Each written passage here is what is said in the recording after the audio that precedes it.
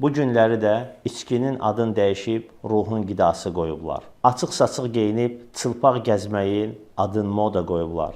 Fuhuş işlərin yayılması adın dəyişilib, inteqrasiya və yaxud da dünya görüşü və yaxud da dünya ilə əyaqlaşmaq və yaxud bu kimi şeylərlə adlandırıb insanları yoldan çıxartmağa çalışırlar. O ki qaldı ki, ən çirkin günahlardan biri olan zinanı da o qədər sadələşdiriblər ki, və bunu da insan haqları adlandırıblar və beləcə bu günah da insanlar içində adiləşmişdir. Lakin bu əməllərin sonu bizi hara aparır? Allahın cəhənnəminə. İblis Adəmlə Həvvanı aldatdı, sonra neynədi? Özü çəkildi kənara, onun əziyyətin Adəm və Həvva çəkdi. Və əgər bizlər də bu gün aldadıcı bu şüarlara uyub ardıca gedəriksə, bizi aldadanlar bizi tərk eləyəcək və biz Allahın əzabı ilə baş-başa qalmış olacağıq. Və ona görə adlar heç vaxt bizləri əşyaların həqiqətindən azdırmasın.